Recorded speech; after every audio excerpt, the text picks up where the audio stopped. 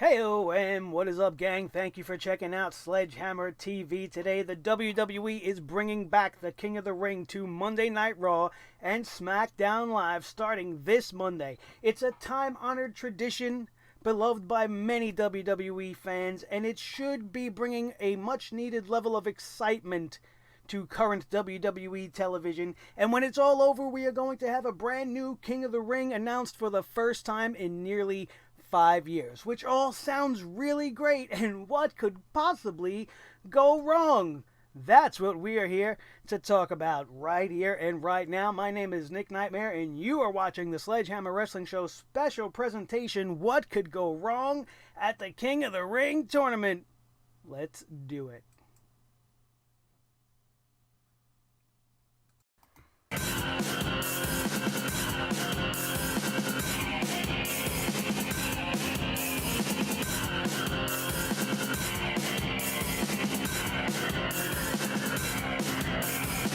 Sledgehammer Wrestling Show.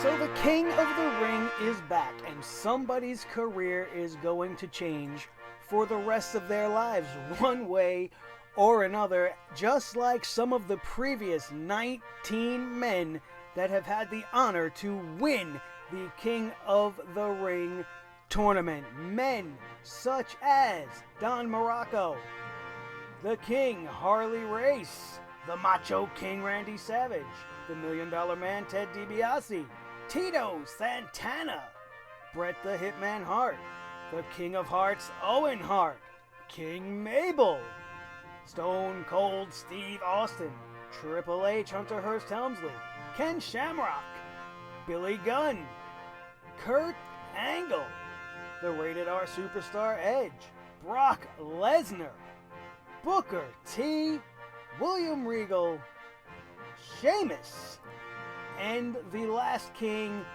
Wade Barrett. An incredible collection of names, to be sure, but looking at this list, honestly, sometimes the King of the Ring is a complete flop. The last 3 winners alone are proof of that. What good did it really do Sheamus? What good did it do Wade Barrett? The guy still found himself future endeavored at the end of the day, and even going back to some of the more historic winners, what good did it really do Ken Shamrock? What good did it do a Billy Gunn?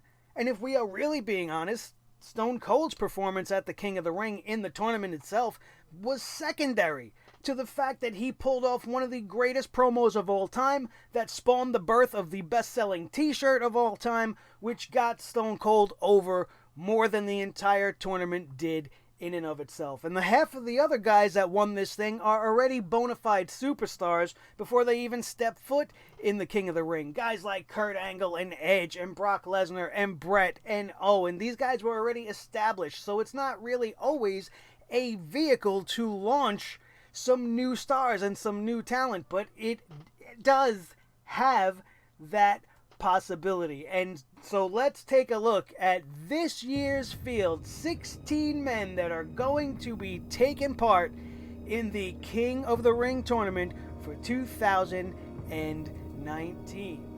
We got Cesaro in the first round taking on the Samoan submission machine Samoa Joe. We have Ricochet being put to the test once again against Drew McIntyre.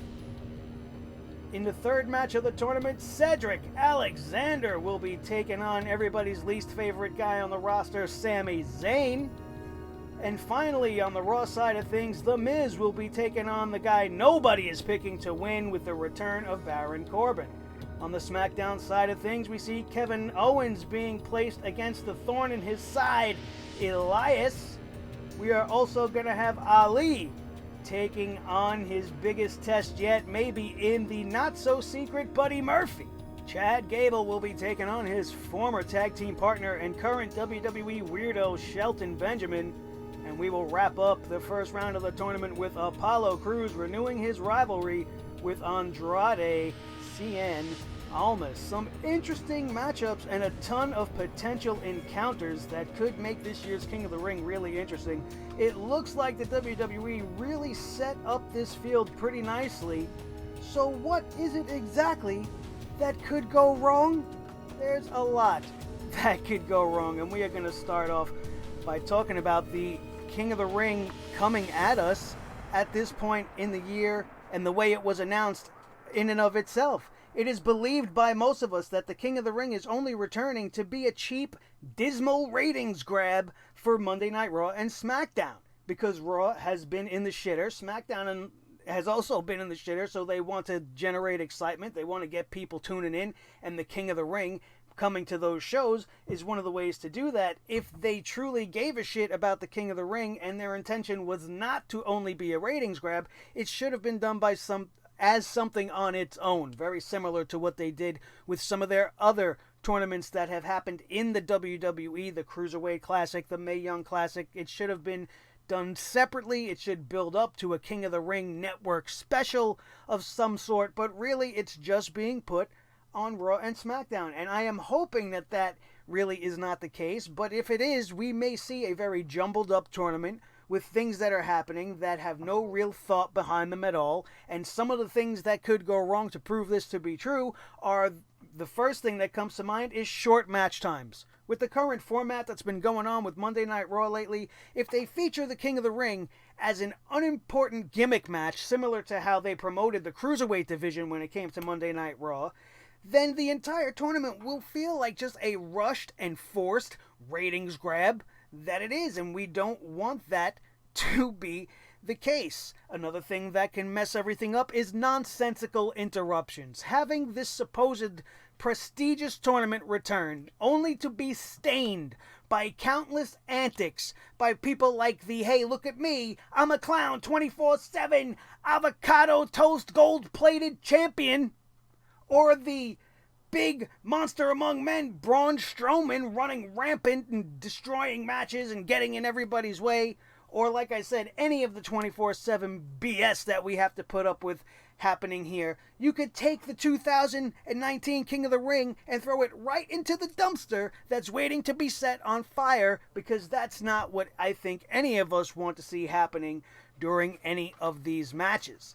This year's field of 16 could prove to give us some really great matches if they are allowed to have quality match times and are not interrupted by commercial breaks and are allowed to really tell us some compelling in-ring stories. So there is a possibility for everything to be great, but this is the WWE we're talking about. So what else could go wrong?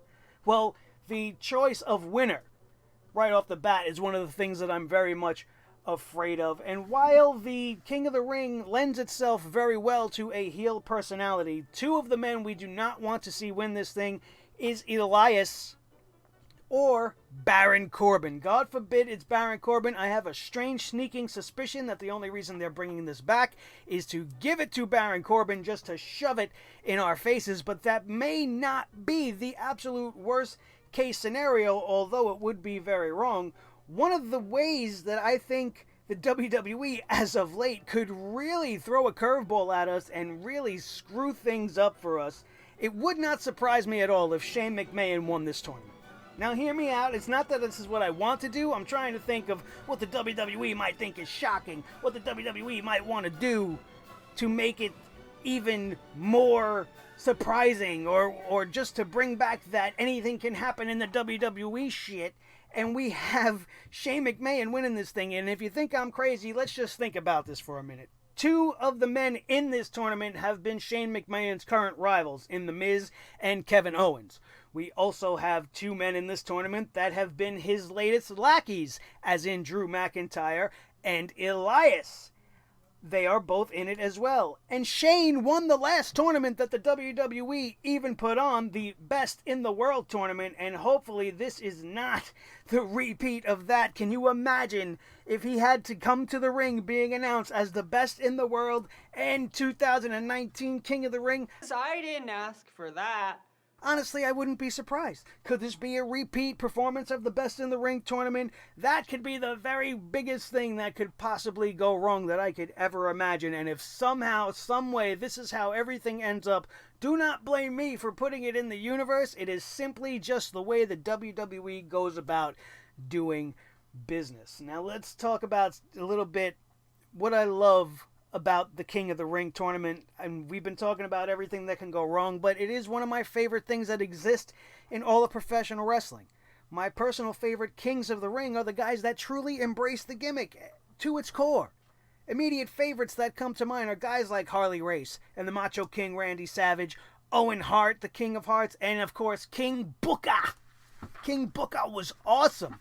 A lot of people hated him, but I respected it because he won the King of the Ring. He got the bullshit English accent. He had a King's Court, and I thought it was fantastic. And the guys that truly embrace it are the guys that are the ones that last in your memory.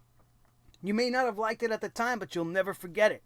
And it's some of the most treasured memories I have when I think about the King of the Ring. At the very least, since WWE has been trophy happy as of late, I hope that they bring back the King of the Ring trophy, the one you've seen in the picture that Edge had. It was the one and only time they did it because he was a Canadian, but we've seen some pretty horrendous trophies as of late for some of the other tournaments. I wouldn't be surprised if they did it. It would give them something physical to celebrate and keep with them throughout the entirety of the year, and I definitely wouldn't be against it. But more often than not, the King of the Ring becomes just an additional thing that the ring announcer has to remember to say when you're coming out to the ring. I don't like to see that be the case. I like to see the guy embrace being the king, put the damn crown on, come out with the cape and the scepter, and really buy into it and really make some entertaining TV. Don't be cringeworthy like Wade Barrett, and don't be so over the top like King Booker. But I think there'll be a happy medium if they give it to the right guy. In addition, before we wrap everything up here, with the G1 going on and the Super J Cup tournaments happening right now in the world, plus if you add in the success of the WWE's in-house tournaments, like we've already mentioned, the Cruiserweight Classic, we've mentioned the Mae Young Classic, we had the Dusty Tag Team Classic, all very good tournaments, all produced by the WWE. If they take that approach with it, the King of the Ring has hope to actually be done right for once. And while I don't truly expect that to be the case, if it is done correctly, this year's King of the Ring can do a lot more than just crown a new King of the Ring. It's an event that's happening right now that can create new, meaningful rivalries, possibly unlikely friendships be formed. Maybe we could even see a reformation of Gable and Shelton Benjamin due to the mutual respect when all is said and done. Or maybe they'll use that to play off of matches between the two in the future on SmackDown Live.